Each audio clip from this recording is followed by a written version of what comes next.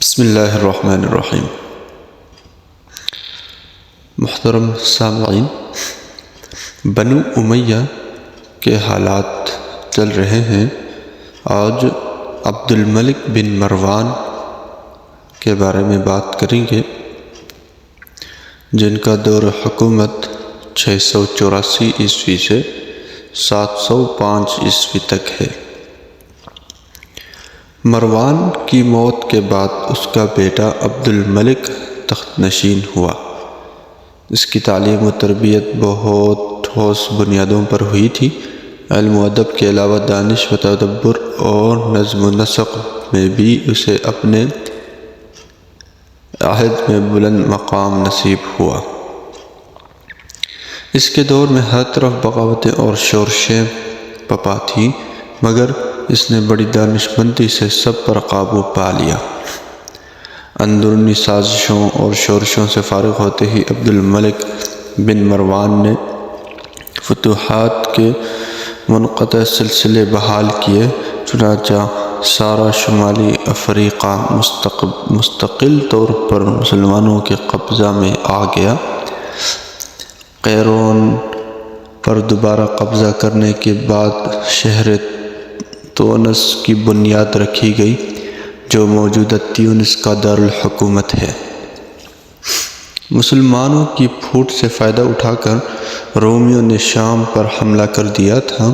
عبد الملک کچھ عرصہ رومیوں کو خراج ادا کرتا رہا، مگر پھر ان پر حملہ آور ہو کر نہ صرف انہیں بھگا ہی دیا بلکہ ان کے کئی علاقوں پر بھی قبضہ کر لیا۔ پھر ترکستان میں فوجی کارروائی کر کے اسے فتح کر لیا گیا۔ 74 ہجری میں سیستان میں ایک بغاوت ہوئی، جسے سختی سے کچل دیا گیا۔ آپ کے عہد میں متعدد اہم تعمیری اصلاحات نافذ ہوئیں۔ شام کے سرحدی دفتروں میں یونانی رائج تھی اور عراق کے اکثر علاقوں میں فارسی۔ آپ نے سب دفاتر میں عربی رائج کر دی۔ بڑے بڑے عہدوں سے عیسائیوں کی اجارہ داری ختم کر کے ان کی جگہ قابل مسلمان افسر مقرر کیے گئے۔ عرب، شام اور مصر میں روسی سکے رائج تھے اور عراق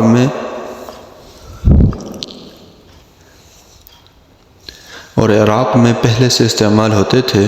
آپ نے اسلامی سکے ڈھالنے کے لیے ٹکسال قائم کیا اور ساری سلطنت میں اسی ٹکسال کے بنے ہوئے سکے رائج کر دیے۔ محکمہ ڈاک کی تنظیم و توسیع ہوئی۔ اس محکمہ کا ایک اور منصب خلیفہ کو سلطنت کے واقعات اور حالات سے باخبر رکھنا بھی تھا۔ مکے میں عہد یزید کی فوجی کارروائی سے خانہ کعبہ کی عمارت کو کافی نقصان پہنچا تھا۔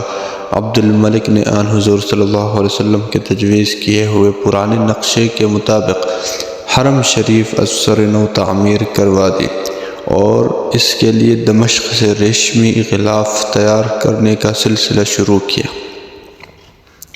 خلیفہ نے کئی نئے شہر بسائے اور متعدد چھاؤنیاں اور خوبصورت مسجدیں تعمیر کروائیں۔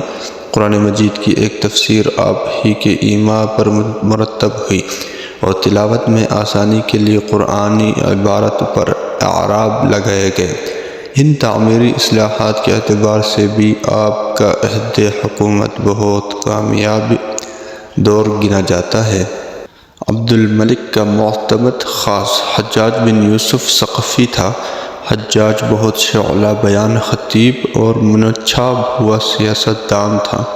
عبد الملک کی کامیابی کا اصل راز یہی تجربہ یافتہ معتمد خاص تھا۔